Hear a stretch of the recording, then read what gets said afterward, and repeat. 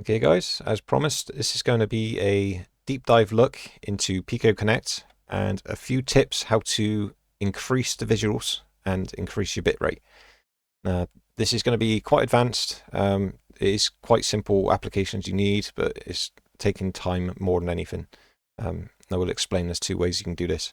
So, as covered in my last video, I've gone over all of the basic settings here. If you really want to go back and watch that, it is still all applicable to the Pico 4. Every setting is the same, all the resolutions are the same, bitrate limits the same. So I've just used a different headset as I was checking it out. One thing I want to cover very briefly is the video super resolution.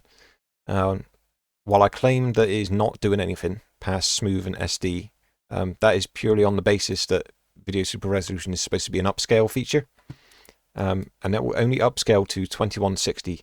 So that is after iBuffer. So if you, again, even if you have smooth, turn on the feature, check your Pico metrics to see if the resolution's increased. It won't show the resolution's increased because it's after the iBuffer. That's not how Virtual Desktop does it. Virtual Desktop will show you the actual resolution difference. But within Pico Connect, at least, it only goes to 2160, which is already the HD preset, and then the Ultra is 2560. So you're obviously not going to be upscaling to 2160 when you're already past that Ultra.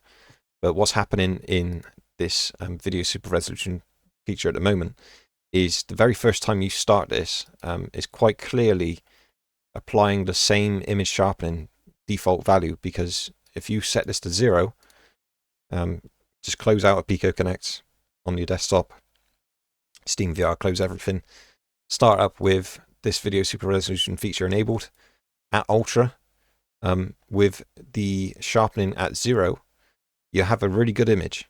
But that's false sort of hope of that upscaling doing anything, because what you can do is go back into this Pico Connect window in your Pico 4, see your desktop, get to this window, toggle this off, go back into Steam VR.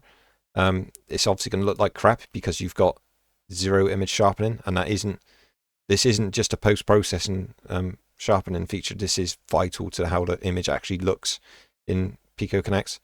So because you've got 0, it'll look like crap, which you would naturally think, right, okay, I'll just go back and put the video super resolution feature on. That'll make everything better again. Go back into Steam VR, it still looks like crap. So what this is actually doing is, very first time, setting the default 75% regardless of what you had set in Pico Connect. That is a bug that I've put onto Pico. I don't know why it's combining both features, but like I've said, this video image sharpening, this is the natural sharpening pass that's applied to the finished render on the headset. So this is vital. You need some sharpening here. 75% is like the borderline before it becomes a bit too artificial, depending on the resolution you've got and sort of what you're actually playing. This can be too much as well, but you can't have 0. This isn't, again, if you put 0 and you're on Ultra at 2560 in Steam VR, that is no way near a 2560 image you would expect in VR of any headset, because that sharpening is actually supposed to be there and supposed to be doing something, which is why I would suggest this video super resolution, just knock it off. If you're at the Ultra preset, you don't need it. What's actually happened with that is, there's one way to see this actually. John's found if you've reached your hand out to your boundary, so you can see the lines come up, it would actually change the render if you've got this feature on, especially noticeable if you're looking at text. But that's not a good upscale and not a good sharpening, because the way this one's working is it's shifting pixels around. It's basically the Snapdragon side of it. It's trying to reconstruct the image to give you a bit more sharpening. It's obviously not upscaling to anything, but it's still trying to do its sharpening pass, but it's shifting the image around. And if you're really sensitive to stuff like that, you can obviously see that. It's just in the distance, you're just going to notice this little micro jitter on any straight lines. This is going to be trying to sharpen it, but in a really nasty way. So I would suggest disabling that anyway, because you have no need for an upscale past the 2160 presets anyway. And the image sharpening is a stable single pass on the actual render, not trying to reconstruct and make it better for you automatically. So stick with this. That is my sort of admission of guilt and admission of a bug regarding this video super resolution. So now I've got that all out of the way. That is pretty much the whole thing covered from these two videos. Now let's get into the instance of how we can increase this resolution and increase the bitrate. And this is not easy, and you're going to see that in a second. So sit down, get a cup of tea, pause the video, come back. Let's have a look. So first of all, we're going to presume that you already have Notepad++ installed on your PC. You're going to need this. It just makes it easier. There's no simple configuration file that we can use this time around, like Streaming Assistant. It's two stages in this instance for me to use Notepad++.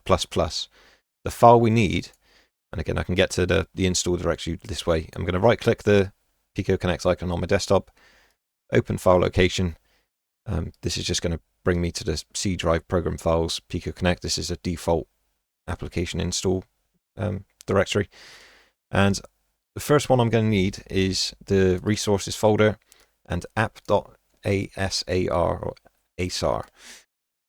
This is normally an Electron compiled package or bundle or whatever. If you use Electron, if you're a coder, or you just know how to decompile, change things and put things back together, you can do that within Electron. But I'm not, I'm an idiot. So what I'm going to use is Notepad++, and I can right click this one. And before I do anything with Notepad++, for me to actually keep the changes saved, we're going to need to do the old-fashioned trick of making sure we have the right permissions. So I'm going to go to Properties. I'm going to go to Security, Users, Desktop Users for me. Click Edit. Go down to your Users, Desktop Users again, wherever it's going to say. It's obviously going to be different. And we're going to need to click the box that says Full Control. That will then populate all of these boxes. You click Apply. Click OK. Click Apply again if it says that, but do make sure that it says Full Control and you've got all of these boxes for the actual line that you've got here. And then you can OK, and we know we're good to edit this and save things. So now we've done that, I can right click it again and edit with Notepad++. Now this is a big scary file that's obviously not meant to be read in this way. It is absolutely ginormous with about 200 million bloody lines or lengths or something in here. So yeah, 2,944,000 characters or something.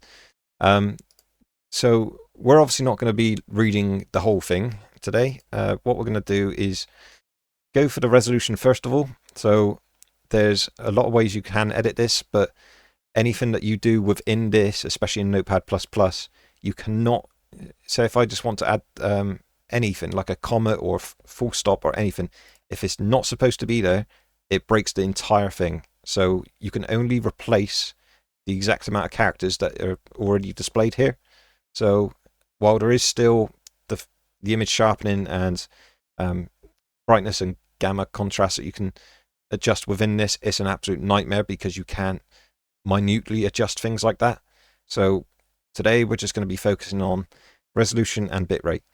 So resolution first of all, I know from painstakingly going over this, line 8 from Notepad++ is going to be the dependencies, and you can see that you've got a double quotation and then whatever it is in double quotation. I'm just going to make sure I'm on this line, click Control F. It's going to automatically try grab what I want to read.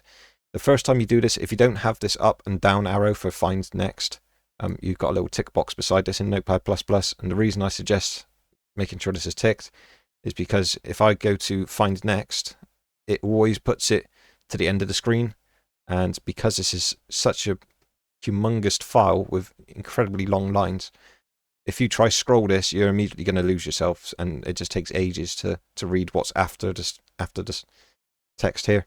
So we're going to go the opposite way round. But what I'm actually going to do here, I know I'm on line 8 anyway.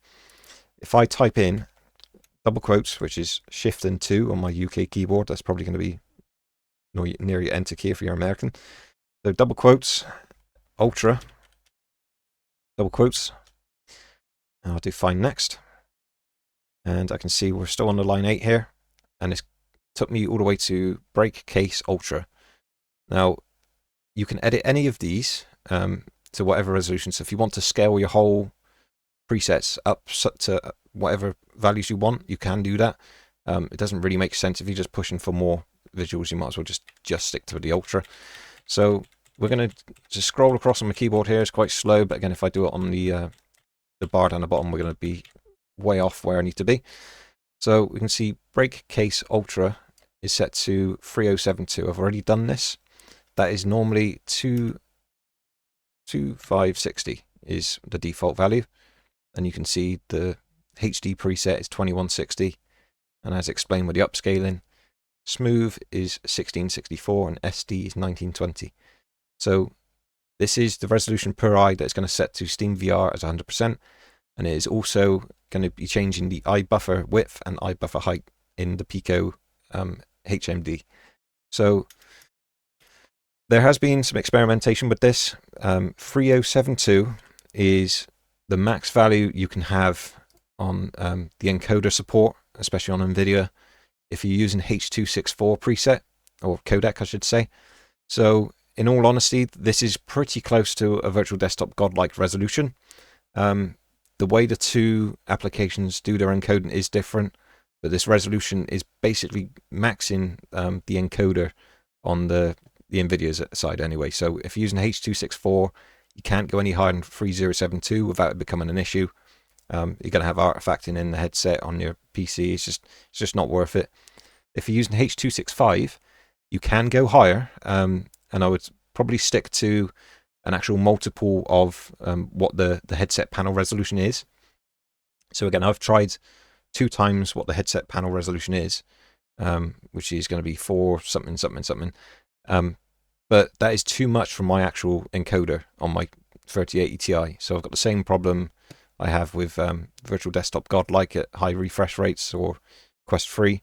I can't actually encode it stably. So 3072 is going to be a nice balance either way. Again, if you just do 1.6 times whatever the Pico panel resolution is, you can use that. That was stable for me and it looked a little bit better. But this is the value that we can set, and this is what we're aiming to change here.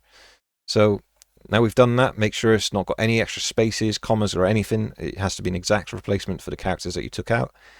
And the next one we want to do is get back to the search box here. We're going to be searching for bitrate, and this is the tedious part of this. And again, if you're using Electron, it's a lot easier, I guess. This is why I suggest going backwards. We're going to just type in bitrate and go up one.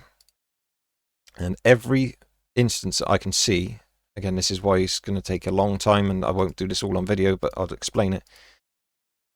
Anything that's got a number, so we know 150 is the normal limitation of the bitrate slider. Anything in this file that has got a number after it, and it's going to take me ages to go through this. We haven't obviously got 9 million things to go through, but we have obviously got to go a little bit careful and make sure every single instance of a number relating to the bitrate is changed. So the very first one I've come across here, and the reason I'm going up instead of down is because it puts the thing I'm searching for at the front, not the back, because if it was over here I can't read what's after it. So I can see that I've already done this one. It says bitrate ultra 20, which is the minimum bitrate that it's going to be setting, because again it's an auto bitrate, we cannot turn that off. So the minimum is 20, the maximum was 150. I've put that to 400. There's no point trying to think you can run 400. It definitely doesn't work. But again, this is only the maximum value setting here. This isn't actually going to change things straight away. This is part 1 of 2. So again, pause it, make another cup of tea. You probably already drank that, and come back to the video. So line 8, I definitely know has got some stuff related to how this is all working, the actual streamer settings and SteamVR settings. But then there's way more lines. There's just so many in this file that we're going to need to change. So I'm just going to scroll a little bit this way on the keyboard, because again, if I try to use the window, it's going to just go nuts. So you can see that I've already changed the 1 where it said 150. So Ultra 2150. I've changed it to 400. I have not changed the one that says HD 2150. So if you want to do that, you have to do that now. But like I've said, if there is any extra characters, so if I go back to the SD, if I want to change the minimum to stop it dropping to as low as 20, that is then adding an extra figure into this line, and because it's got an extra character, it's completely breaking the compiled side of it, and your Pico Connect won't even start on Windows. So if you find that you can't launch anything after you've been doing this, it's because you've messed something up. So sticking to basically the Ultra, wherever it's going to say Ultra relating to bitrate, I'm just going to change the 150 to 400 in this case. So all of this has been done. It's quite literally just a very slow, tedious process of going through and making sure every single one that you can see that has got the 150 value has been changed. And it's going to be all over the place on the line counts here. Again, this is one that I've had before. So I found another that says bitrate smooth 20, SD 60, HD 100, Ultra. I've changed this to 400. That was 150. So again, very, very slow, tedious process. But once you've done all of that, you can now close your search. Again, there's going to be a lot in there. Just when you realize that you've gone back to line 8 and you're back up the top and you can see no more, then you know you're finished. So we're going to do file and save because I've already gave the file the permissions, and I can close this. So we no longer need that humongous file. This is about 200 megabytes here. No longer need to do anything with that. We've told it the resolution we want, and we've told it the maximum bitrate values now. But that is not going to be changing your bitrate within SteamVR. So this is now going to be part 2. We're going to need to get to a separate part of Pico Connect. This isn't the only install file. It's not even the whole files actually. It's, if you haven't realized, Pico Connect, when you uninstall this by running this uninstaller, it doesn't actually get rid of the whole thing. You've still got streaming service, which is the actual SteamVR side. You need to uninstall this as well. But we don't need to do that today. What we're going to focus on is getting to the other files we need. So to actually set the bitrate within Pico Connect, we're now going to need to go to users, wherever your username is. Go to app data. If you haven't got this, make sure you've got view and then hidden items and file name extensions. Going to app data, roaming, Pico Connect, and settings.json or JSON. Now, there's no need to give yourself permission to do this. It probably can help, I suppose, if it's going to keep doing it. But the settings.json is going to be showing you the bit rates that you can now set. Once Pico Connect is open, I'll open this back up so you can see. The bitrate slider with my way of using Notepad++ is not going to change the bitrate on the slider. If you want to do that, you're going to have to recompile that app.asar within Electron. There is some people doing that and offering pre-configured files. Again, without knowing what else they've changed, it's entirely up to you to check that, but it's pretty trustworthy. It's only basic changes. And it will change the bitrate reading on this slider, which is nice. It's a nicer way to do it. But for idiots like me that don't have Electron and aren't clued up with coding, then we can do it the old-fashioned way. But it's not going to change what's on this slider. So ignore this. Just make sure it's set to whatever 150 before you change anything. Because that's always going to revert within this settings file here, especially if you toggle on between your two different codecs, like H.264 and H.265. You toggle those between, save, any save changes. It's going to write the change, because it's an admin launched application. It's going to write the change back into this and change it back to 150.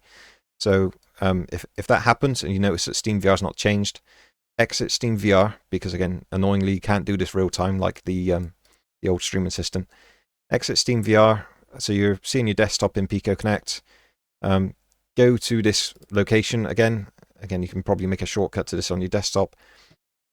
Go to the location, open this file. It's going to read 150. Just change that. And because I've set 400 in the other value, 400 is the maximum. That doesn't mean you set 400 here and it's going to lock you to 400. It will try to get there for you, but in all honesty, it's going to be crapping itself. So depending on what you've set, I can just stick to 250 here.